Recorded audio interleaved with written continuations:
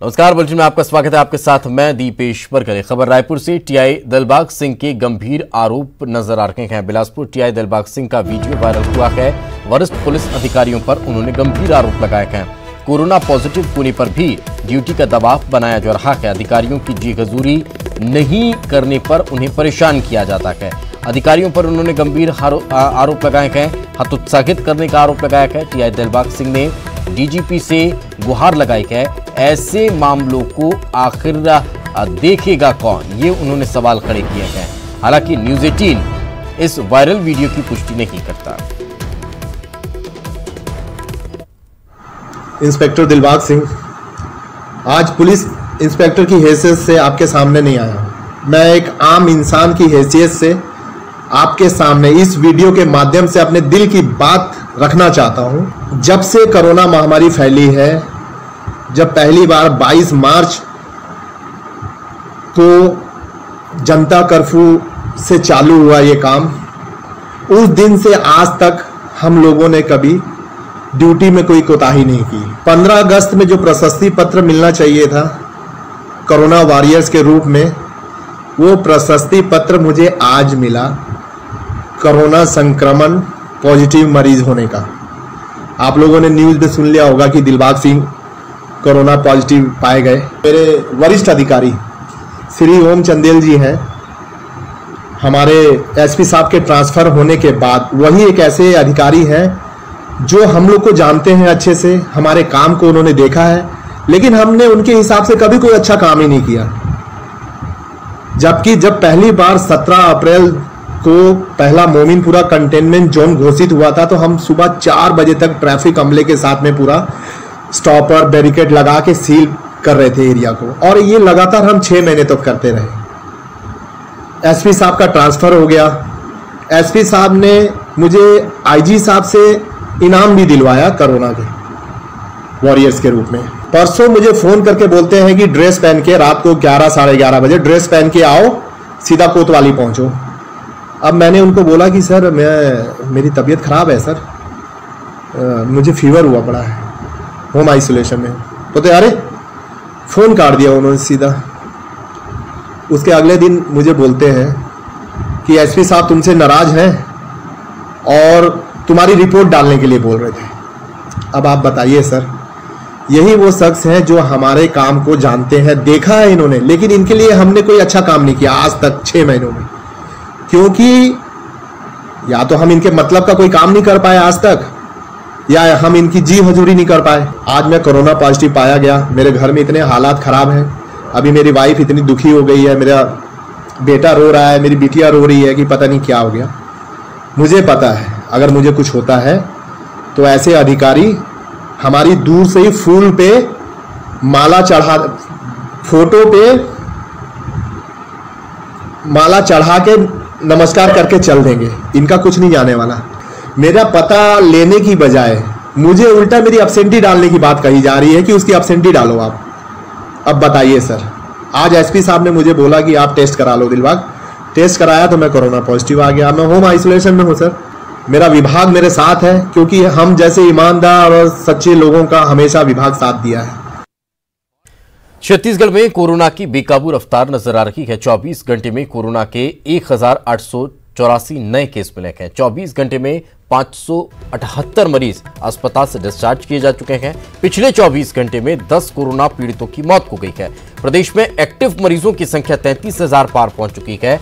कोरबा में मंगलवार को कोरोना का रिकॉर्ड टूट गया है। जिला अस्पताल की स्टाफ नर्स कोरोना पॉजिटिव पाई गई है। पिता पुत्र सहित 43 नए कोरोना पॉजिटिव मिले हैं। कोंडागांव कलेक्टर और एसपी 7 आइसोलेशन में कलेक्टर के ड्राइवर और एसपी के गनमैन भी कोरोना पॉजिटिव निकले हैं। तो ये तमाम चीजें हैं जो अपने आप में इस बात की ओर इशारा कर रही हैं कि लगातार छत्तीसगढ़ में कोरोना अपने पैर पसारता जा रहा है।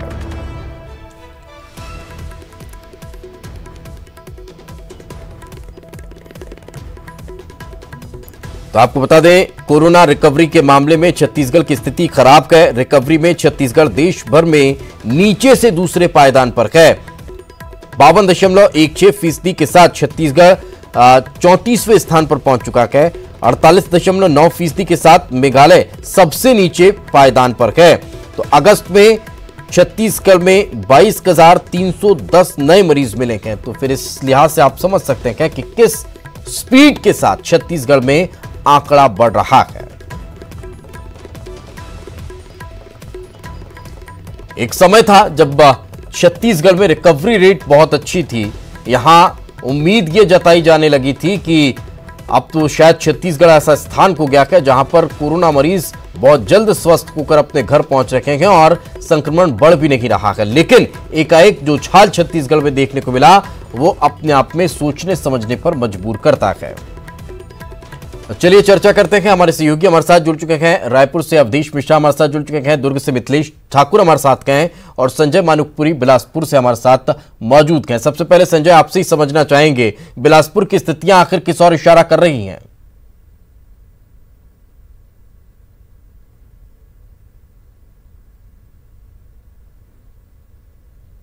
पिछले कुछ रोजों से आंकड़ा बढ़ता जा रहा है कोरोना पॉजिटिव की। कल ही की बात करें तो 172 जो है वो कोरोना संक्रमित मरीज मिले हुए हैं। इससे पहले भी 125 ऐसे करते हुए आंकड़ा लगातार बढ़ते जा रहे हैं। मृतकों की भी जो संख्या है उस पर इजाफा होते जा रहा है। 30 से अधिक अभी तक कोरोना पॉजिटिव जो मरीज हैं उनकी मौत हो चुकी है।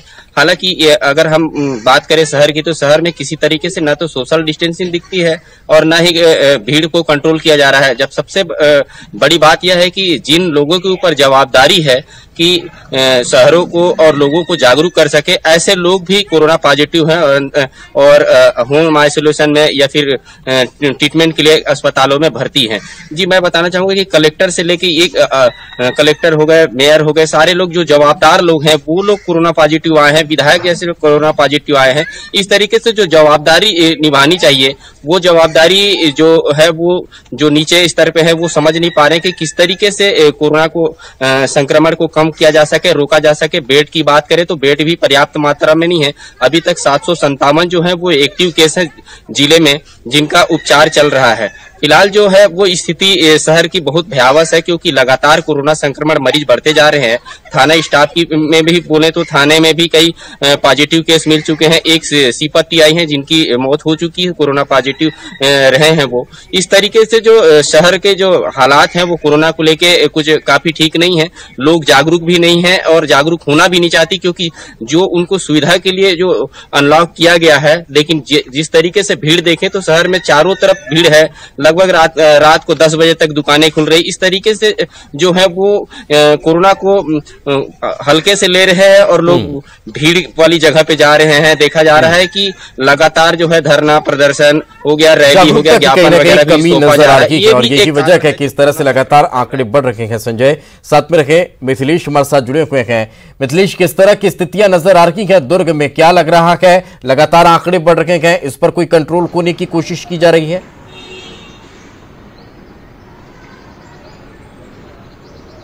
देखिए, कंट्रोल कितने भी कोशिश कर रहे हैं लेकिन कंट्रोल कुछ हो नहीं पा रहा है और लगातार आंकड़े बढ़ते जा रहे हैं। आज स्थिति ये है कि आज 214 जो है संक्रमित मरीज पाए गए हैं। लगातार शतक पार हो रहा है, लगातार मरीज बढ़ते जा रहे हैं। जिसमें फ्रंट लाइन कोरोना वारियर्स की बात की जाती है तो फ्रंट लाइन के जो है जिसे एडिशनल एसपी जैसे लोग हैं, जज हैं, डॉक्टर्स हैं, नर्सेज हैं, मेडिकल स्टाफ है, ऐसा कोई भी क्षेत्र नहीं बचा जहां से लोग संक्रमित नहीं हो रहे हैं। लगातार संक्रमणों की संख्या बढ़ती जा रही है। इस वजह से जो है अब जो है प्रशासन की चिंता काफी बढ़ गई है क्योंकि एक बेड एक निर्धारित जो किए गए थे वो सीमा से कहीं अधिक मरीज हो रहे हैं। दूसरी बात यह है कि डिस्चार्ज होने वालों की संख्या कम हो रही है। तो इस तरह से संक्रमण बढ़ता जा रहा है और डिस्चार्ज होने वाले मरीज जो है वो कम हो रहे हैं। मौतों का आंकड़ा बढ़ गया है, करीब 99 मौतें अभी तक हो चुकी हैं। हमें याद है कि जब एक मौत हुई थी तो संपूर्ण प्रदेश में खलबली मच गई थी और आज जो है सिर्फ दुर्ग जिले की बात किया जाए तो करीब 99 यहां पर मौतों की संख्या हो चुकी है। और दूसरी बात यदि बात किया जाए तो जागरूकता और जो पुलिस प्रशासन की जो कहीं ना कहीं कार्रवाई है ये कहीं ना कहीं कमी महसूस हो रही है क्योंकि लगातार अनलॉक की प्रक्रिया जारी है और अनलॉक के तहत में मार्केट को पूरी तरह से खोला जा रहा है। लेकिन लोगों की बात किया जाए तो लोगों में कहीं ना कहीं पूरी तरह से जागरूकता की कमी महसूस की जा रही है क्योंकि जिस तरह से उनको मास्क पहनना चाहिए, जिस तरह से भीड़ में नहीं जाना चाहिए, लेकिन वो अब ऐसा कुछ भी नजर नहीं नहीं आता है। सार्वजनिक आयोजन भी होने लगे हैं, राजनीतिक आयोजन भी होने लगे हैं, लोग बेपरवाह होकर इन तमाम आयोजनों में भाग ले रहे हैं। और कहीं न कहीं ये जो बात किया जाए तो जो संक्रमण बढ़ने का कारण ये भी माना जा सकता है कि लोग बगैर अब किसी बात की चिंता किए बगैर लोग इस तरह से भीड़ भाड़ वाले एरिया में जा रहे हैं और सुरक्षा का कोई इंतजाम नहीं कर रहे हैं दीपेश। और यही वजह है कि आज जो दुर्ग की जो स्थिति है वो काफी चिंताजनक बनती जा रही है। शतक पार करने के मौतों का आंकड़ा बढ़ गया है और लगातार संक्रमण और ज्यादा तो पुलिस ने समझने पर मजबूर करता है कि हम आखिर किस दिशा में अग्रसर हो रखे हैं, क्यों हम अपने आप पर संयम नहीं बरत पा रहे हैं, क्यों हम अपने आप को कंट्रोल नहीं कर पा रहे हैं। खैर अवधेश हमारे साथ बने हुए हैं। अवधेश, ओवरऑल अगर छत्तीसगढ़ का जिक्र किया जाए तो सिर्फ दुर्ग और बिलासपुर की स्थिति नहीं, छत्तीसगढ़ में रायपुर के साथ साथ पूरे प्रदेश में स्थितियां यही है कि आंकड़े लगातार बढ़ रहे हैं और स्थितियां भयावह होती दिखाई दे रही है। अगर समय रहते कंट्रोल नहीं हुआ तो फिर शायद इसके लिए और कुछ व्यवस्थाएं बदलनी होंगी। बिल्कुल आपने सही कहा कि अगर समय रहते इस पे काबू नहीं पाया गया तो आने वाले समय में स्थिति कितनी विकराल होगी ये कल्पना मात्र सही काफ़ी तकलीफें होती है कि जब छत्तीसगढ़ में आंकड़ा अगर 33,000 के पार हो चुका हो, रिकवरी रेट हमारा गिर के 52% के आसपास पहुंच गया हो, जबकि ये वही छत्तीसगढ़ है दीपेश जब हम रिकवरी रेट के मामले में 93% तक पहुँच गए थे। ऐसा लग रहा था कि देश और दुनिया में जहाँ कोरोना का लगातार हमले होते जा रहे, लगातार मरीज बढ़ते जा रहे, छत्तीसगढ़ देश का पहला राज्य बनेगा जो कोरोना मुक्त होगा। लेकिन ऐसा हुआ नहीं। अगर अगस्त माह की बात कर ली जाए तो पूरे अगस्त माह में 22,000 से ज्यादा मरीज आए और महज 14 दिनों के भीतर छत्तीसगढ़ में 2 गुने मरीज हो गए, जबकि हर प्रत्येक 28 जिले में रोज नए मरीज निकल के आवे। पहले होता था इक्का दुक्का कुछ जिलों में हॉटस्पॉट जैसी स्थिति बनती थी और कुछ कुछ जिलों में आंकड़े बढ़ते थे, लेकिन कल की अगर रिपोर्ट देख ली जाए तो हर जिले के साथ ही साथ अन्य राज्य से आए भी 2 लोग प्रभावित हुए हैं। तो मतलब समझा जा सकता है कि कोई भी जिला, ये जरूर है कि बिलासपुर, रायपुर, दुर्ग की स्थिति सबसे ज्यादा खराब है। रायपुर में फिर से कल एक बार 666 नए मरीज आए हैं। क्या आम क्या खास सभी वर्ग इसकी चपेट में है, अधिकारी से लेकर मंत्री तक क्वारंटाइन हो चुके हैं। तो ऐसे में समझा जा सकता है कि अगर समय रहते और कड़े कदम नहीं उठाए गए और अधिक उपचार की व्यवस्था नहीं की गई तो स्थिति और भी भयावह हो सकती है, क्योंकि अब स्थिति ये हो चुकी है कि प्रशासन के सामने एक बड़ी चुनौती है कि कैसे कॉन्टैक्ट ट्रेसिंग की जाए, क्योंकि कई ऐसे मरीज है, कई ऐसे संक्रमित व्यक्ति है जो अपनी जानकारी आपने सबसे बड़ी बात का जिक्र किया कॉन्टैक्ट ट्रेसिंग की। ये समस्या छत्तीसगढ़ में स्टार्टिंग से नजर आ रही है। अगर छत्तीसगढ़ में आंकड़ों के इजाफे को अगर ध्यान से देखा जाए तो शायद ये वहीं से शुरू हुआ था। जब कोई विदेश से आया उसकी कॉन्टैक्ट हिस्ट्री हम नहीं तलाश पाए और उसकी वजह से प्रदेश में लगातार आंकड़े बढ़ते चले गए। ये समस्या आज तक वैसी की वैसी बनी हुई है। क्या इस और कोई ध्यान नहीं दे पा रहा? बिल्कुल, देखिए दरअसल मनोदशा को समझने की आवश्यकता है। छत्तीसगढ़ आज भी ग्रामीण परिवेश से ज्यादा ऊपर उठ नहीं पाया है। आज भी जिस घर में अगर कोरोना पीड़ित व्यक्ति है उस घर के प्रति अगल बगल के लोगों का नजरिया जो बदलता है वो अपने आप में संवेदना के लिए काफी है। तो ऐसे में समझा जा सकता है कॉन्टैक्ट हिस्ट्री ना तलाशी जाए, मरीजों तक ना पहुंची जा सके, इसलिए अधिकांश रोज हम सूची देखते हैं, रोज पॉजिटिव की लिस्ट देखते हैं तो उसमें तकरीबन 30 से 40% ऐसे लोग होते हैं जो पूर्ण पता के स्थान पे केवल रायपुर छत्तीसगढ़ का उल्लेख करते हैं। मोबाइल नंबर भी गलत दिया जाता है। कल ही 2 लोगों पे एफआईआर भी प्रशासन ने कराया, उनके संपर्क में नहीं आ पा रहे थे। तो ये कॉन्टैक्ट ट्रेसिंग एक बड़ी चुनौती पहले दिन से बनी हुई है, लेकिन अब ये चुनौतियां और बढ़ते जा रही है। जांच का दायरा जरूर बढ़ते जा रहा है, लेकिन इन तमाम चीजों के साथ ही साथ मरीजों की संख्या पे लगाम नहीं लग रही है, जो आने वाले समय में बड़े खतरे और बड़े संक्रमण का और अधिक विस्तार होने की ओर इशारा करती है। दुर्ग मिथिलेश बने हुए हैं। मिथिलेश, क्या दुर्ग में भी स्थितियां ऐसी ही हैं? वहां पर भी कॉन्टैक्ट हिस्ट्री एक बड़ी चुनौती है और यही वजह है कि जो आंकड़े हैं वो बढ़ रहे हैं।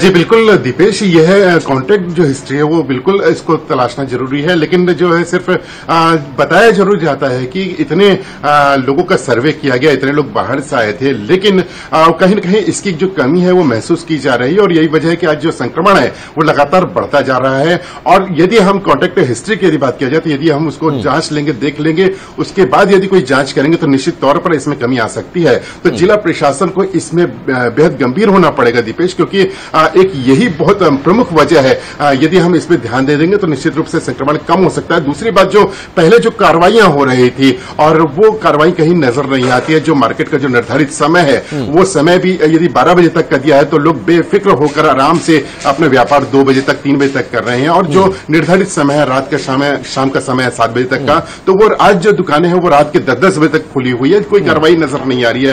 पहले ये जरूर होता था कि जो निर्धारित समय है उसमें पुलिस भी सख्त होती थी, जिला प्रशासन भी सख्त होता था और कार्रवाई करता था। बिल्कुल, लेकिन कहीं अब ना ये कहीं दोनों की ही कमी लोग इसे महसूस हो रही है। लाइटली लेते हुए नजर आ रहे हैं और यही वजह है कि इस तरह की स्थितियां देखने को मिल रही हैं। बहुत बहुत शुक्रिया आप तीनों का हमारे साथ चर्चा में जुड़ने के लिए और इस तमाम जानकारी के लिए। ब्रेक के बाद एक बार फिर आपका स्वागत है। खबर रायपुर से बस संघों के बीच दो फाड़ की स्थिति निर्मित हो चुकी है। एक धड़ा आज से बस चलाने के लिए राजी हुआ है। छत्तीसगढ़ बस एसोसिएशन बस चलाने के लिए तैयार हुआ है। मुख्यमंत्री और परिवहन मंत्री को धन्यवाद उनके द्वारा दिया जा रहा है। छत्तीसगढ़ यातायात महासंघ ने इससे किनारा कर लिया है। प्रदेश में बस नहीं चलाने की बात अब यह संघ कर रहा है। तो दो अलग अलग धड़े बढ़ चुके हैं। एक धड़ा ये कह सकते हैं कि कांग्रेस विचारधारा का धड़ा हो चुका है। एक दूसरा धड़ा ऐसा हो चुका है जो शायद आप इसे बीजेपी विचारधारा का धड़ा कह सकते हैं। इसमें भी राजनीतिक रंग नजर आ रहा है।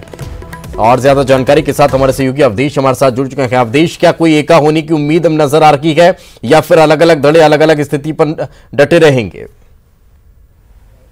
देखिए, बस महासंघ के बैनर तले सारे लोगों ने पिछले दिनों में बस ना चलाने का निर्णय लिया।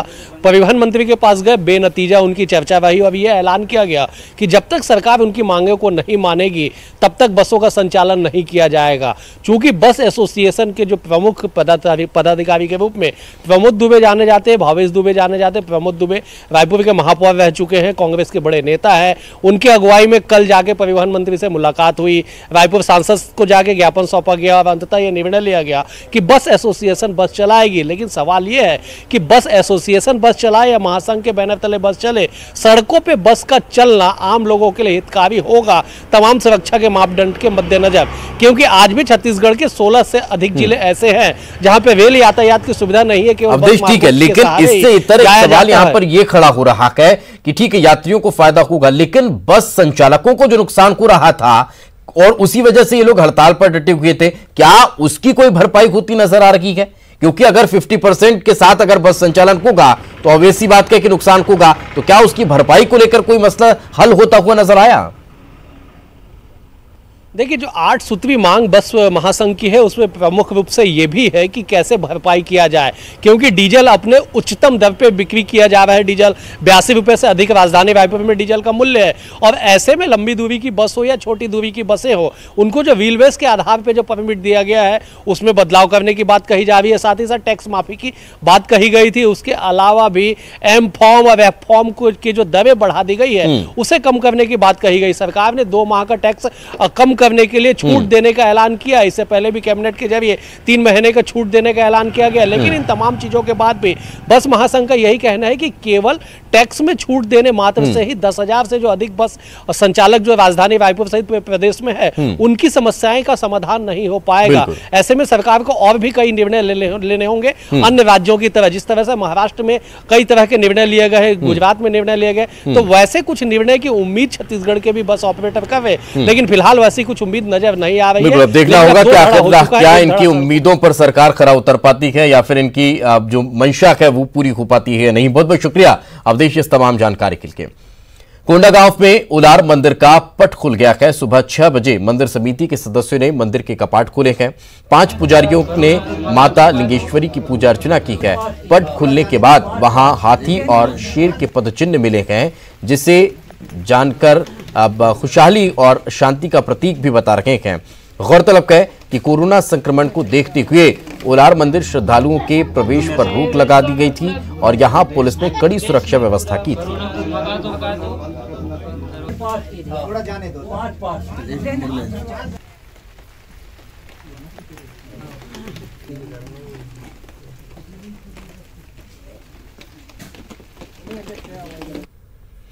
धमतरी में हवन के दौरान नारियल में गणेश जी की प्रतिमा और उनकी आकृति नजर आई है, जिसके बाद लोगों ने भगवान गणेश की पूजा अर्चना शुरू कर दी है।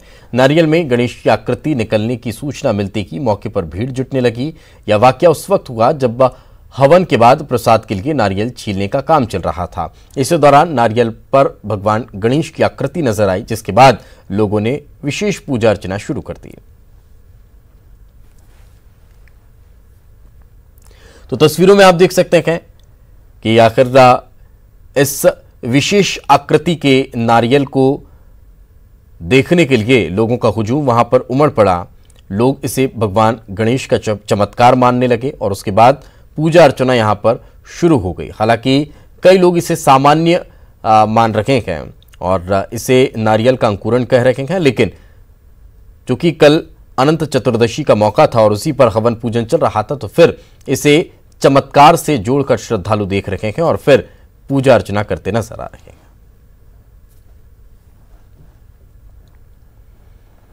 पीसीसी चीफ कमलनाथ ने शिवराज सरकार पर निशाना साधा है। जेईई और नीट परीक्षा को लेकर उन्होंने हमला बोला। कमलनाथ ने ट्वीट कर सीएम शिवराज को घेरा और लिखा, एक और घोषणा का कष्ट पुरानी घोषणाओं की तरह। तो ये अब ट्वीट कर निशाना साधते हुए पूर्व मुख्यमंत्री नजर आ रहे हैं। आगे बढ़ते हैं। खबर इंदौर से। सांवेर में फिर सियासत गर्मा गई है। 34 कांग्रेसी नेताओं पर एफआईआर दर्ज की गई है। चुनाव कार्यालय के उद्घाटन में भीड़ जुटाने के मामले में यह कार्रवाई हुई है। पूर्व मंत्री सज्जन सिंह वर्मा, जीतू पटवारी समेत बड़ी संख्या में कांग्रेसी शामिल हुए थे। सांवेर थाने में 34 पर नामजद मामला दर्ज किया गया है। कलेक्टर के आदेश के उल्लंघन पर मामला दर्ज हुआ है। संक्रमण फैलाने के मामले में कार्रवाई हुई है।